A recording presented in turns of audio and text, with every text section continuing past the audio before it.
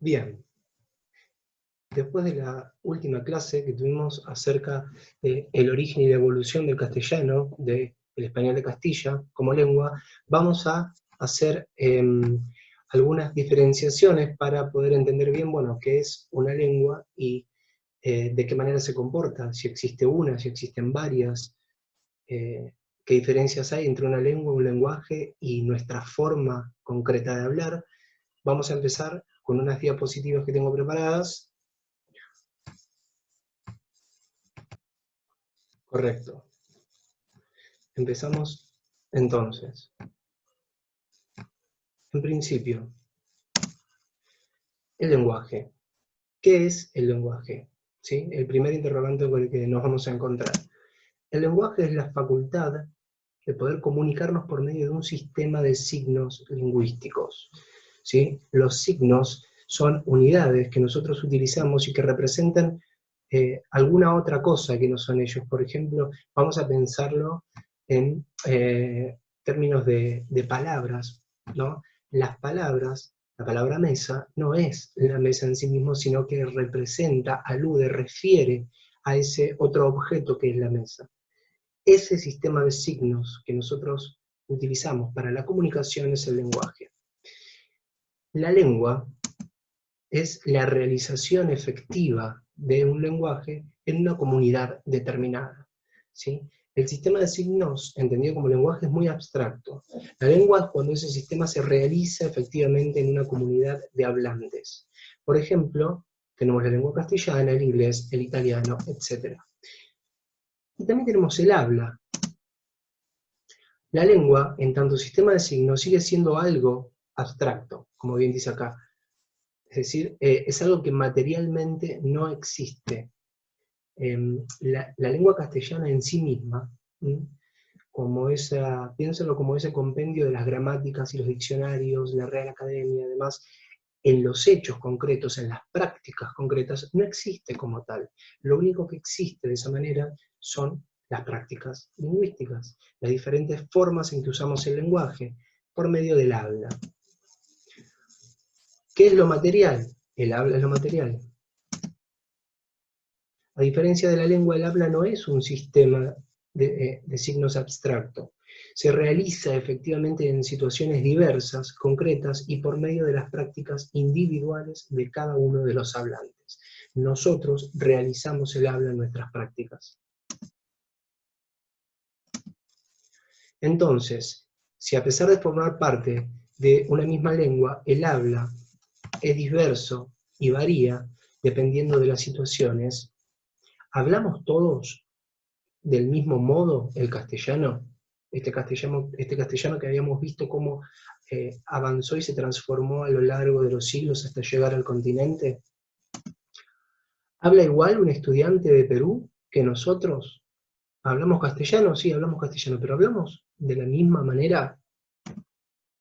¿Nuestra forma de hablar es la misma que la de un joven que no ha recibido educación escolar jamás, por ejemplo? ¿Habla igual una persona que jamás recibió educación escolar a otra persona que recibió educación escolar media e incluso universitaria y es un profesional?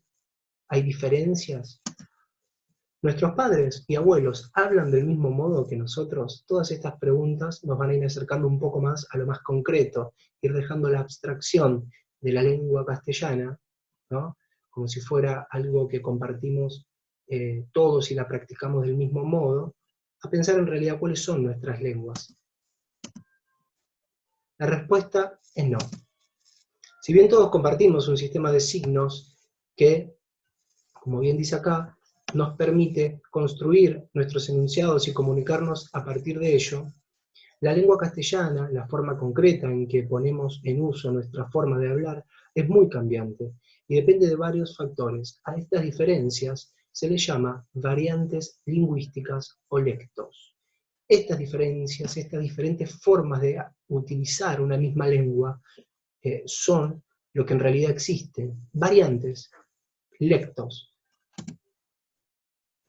Estas diferencias las podemos notar ¿en qué sentido son diferentes, nuestra lengua de la que utiliza un estudiante de Perú, por ejemplo? ¿En qué vamos a encontrar diferencias? Vamos a encontrar diferencias en el vocabulario, por ejemplo, el tipo de palabras utilizadas. Por ejemplo, chico o nene, en Buenos Aires se dice pibe, en lugares como el litoral, Entre Ríos, se dice gurí, en Santiago del Estero se dice changuito o chango.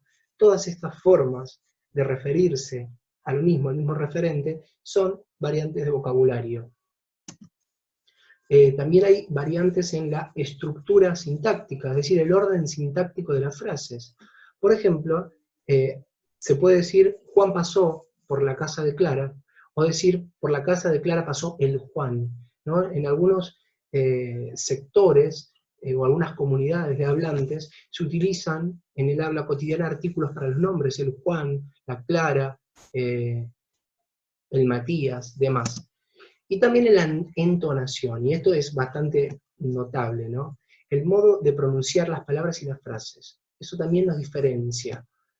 El modo de entonar de un porteño, de los que vivimos en Buenos Aires, no es el mismo modo de entonar de un salteño o de un cordobés. Inmediatamente reconocemos la diferencia en la pronunciación de la frase. Estos son los elementos en los cuales varía una misma lengua dependiendo de la comunidad de hablantes. Hay diferentes formas de hablar, ¿sí?, dependiendo de la región geográfica de la que provenga un hablante. Esta es una de las maneras de marcar las diferencias. La región de la que proviene un hablante indica diferentes formas de usar la lengua, ¿no?, que varían en todas estas cosas que vimos. La sintaxis, el uso de vocabulario, la entonación. A esta variedad se le llama dialecto. Este es el dialecto. El dialecto, entonces, es la variedad lingüística que depende de la región de la que proviene el hablante. En Argentina hay al menos 4 dialectos reconocibles en diferentes regiones del territorio.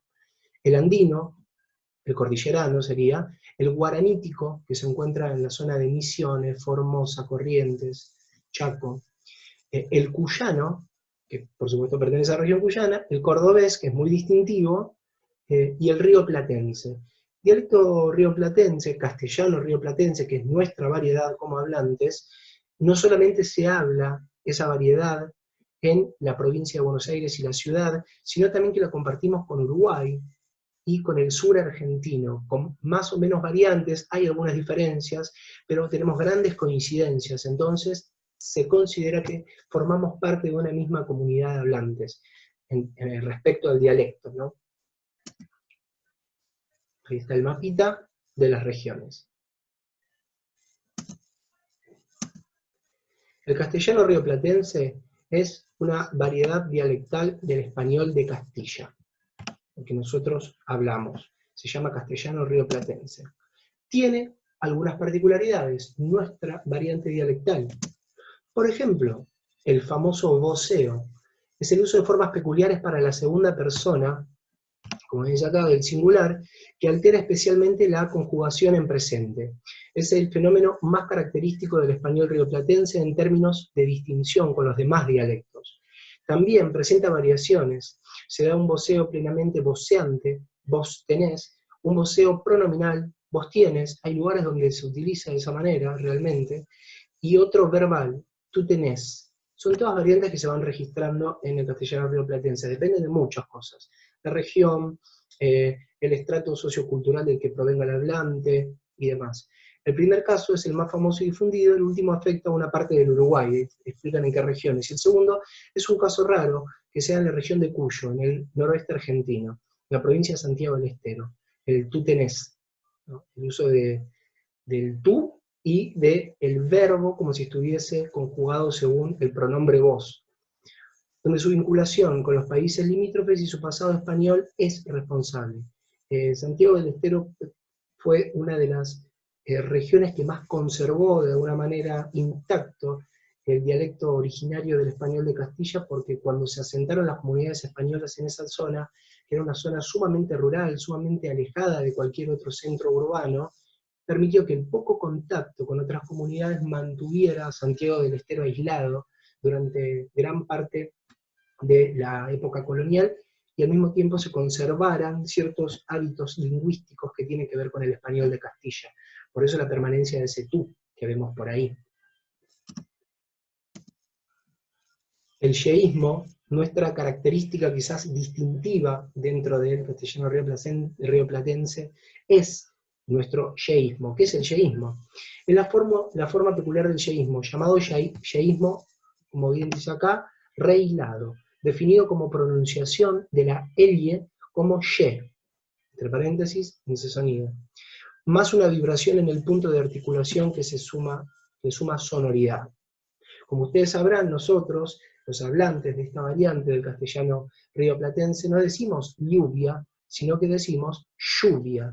Esa forma de pronunciación es distintiva de nuestro dialecto, es distintiva en América toda, ¿no? En América hispanohablante. Uruguay también la comparte con nosotros. También está en el uso de algunos verbos, ¿no? Y perífrasis. La perífrasis verbal, dice, los modos verbales, la preferencia por el futuro perifrástico. Nosotros elegimos, utilizamos más habitualmente el voy a ir sobre el futuro imperfecto, iré. Nosotros decimos, no sé, mamá, iré a la tienda por la tarde. Decimos, mamá, voy a ir al negocio, al kiosco por la tarde.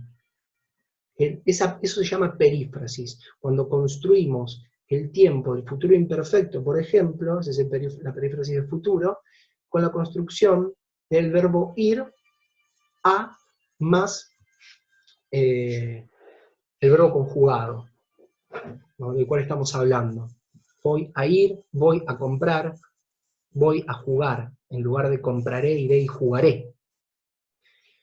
También hay en otros, ¿no? Otras formas que acá están explicadas, pero me parece que con esa alcanza para entender la construcción de la perífrasis que usamos para el futuro, que es la más habitual. Y la figura tonal. La figura tonal, ¿qué es la figura tonal? La figura tonal, como bien se explica acá, es el patrón de entonación rítmico que tiene una lengua. Nuestras formas de pronunciar las frases o los enunciados dibujan una figura tonal. Ponemos los acentos y las intensidades en diferentes momentos de las frases, todas las lenguas lo hacen, y esa figura tonal es distintiva y es única dependiendo de las variantes, ¿no? Particularmente marcado en Buenos Aires, nuestra figura tonal explica de qué modo acentuamos la frase. Debido a la influencia que tuvo el flujo inmigratorio de finales del siglo XIX y principios del siglo XX en Argentina, nuestra figura tonal es muy similar a la del italiano. Compartimos el modo de entonar y rítmicamente de acentuar las frases con los italianos.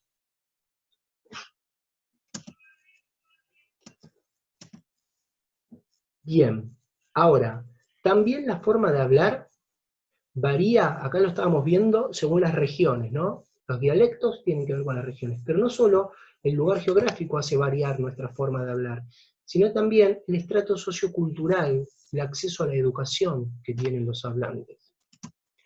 A esta variante se la denomina sociolecto. Entonces, el sociolecto es la variante que depende del estrato sociocultural del cual proviene un hablante y de su nivel de escolaridad, de acceso a la educación. Los sociolectos son las variantes del español que dependen del grado de formación cultural o educación que ha recibido una persona. Una persona que ha recibido una educación sistemática y que tiene hábitos de lectura, no habla o escribe de la misma manera que una persona que ha recibido poca educación y que no lee, aunque pueda tratarse de dos personas que hablen el mismo dialecto y tengan la misma edad, ¿no?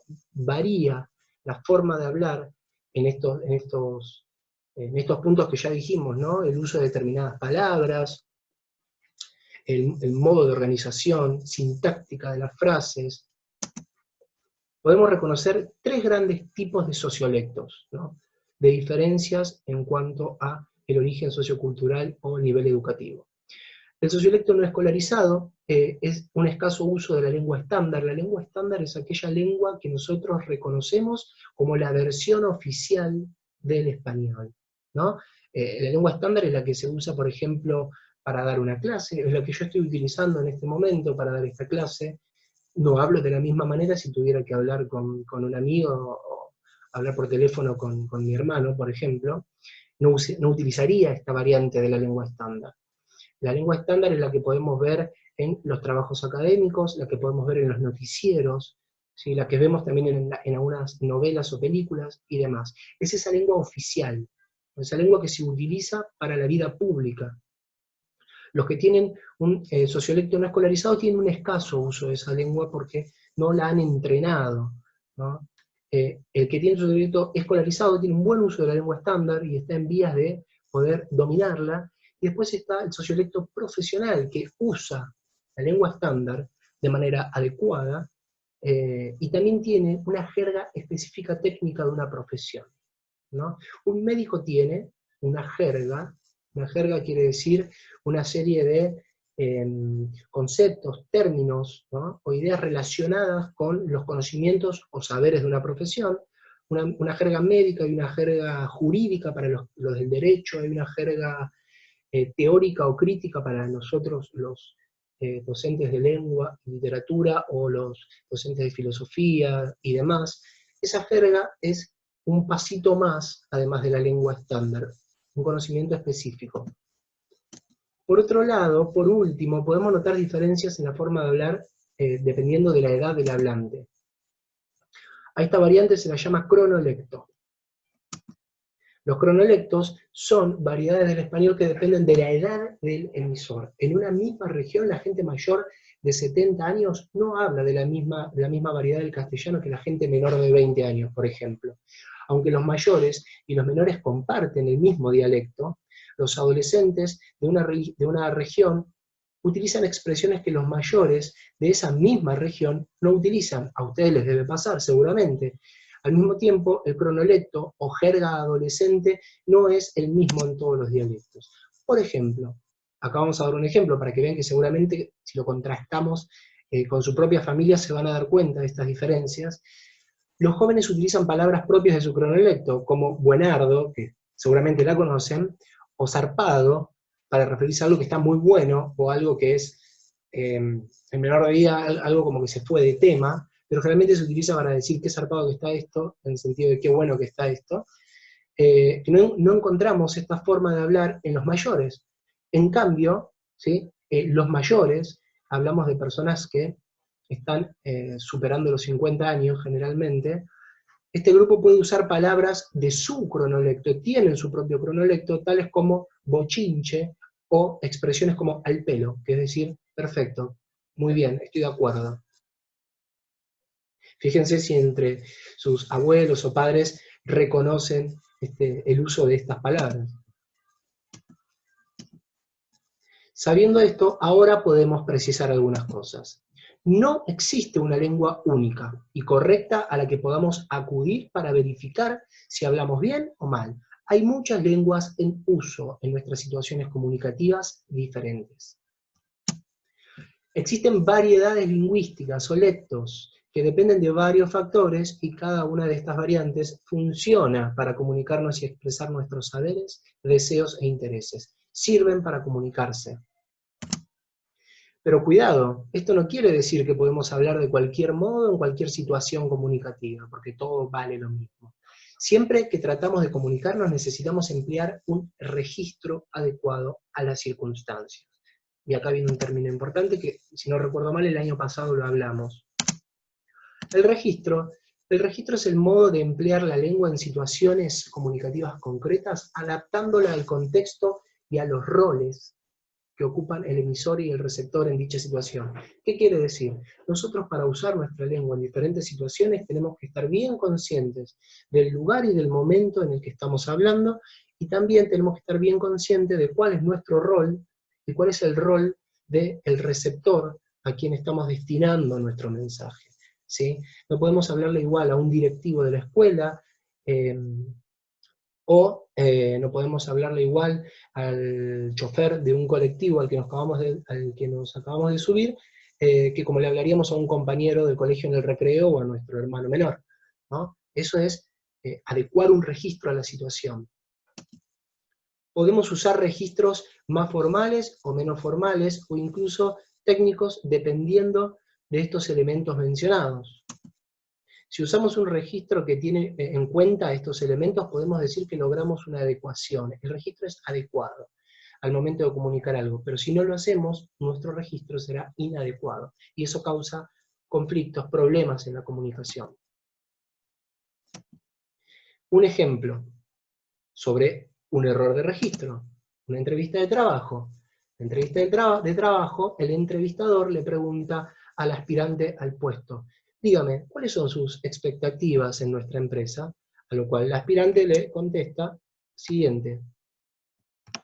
Mira, la que me cabe a mí es laburar bien piola para tener alto puesto y hacer una carrera buenarda acá. Problema de registro. Bien, eso ha sido todo. Esto es la explicación que faltaba.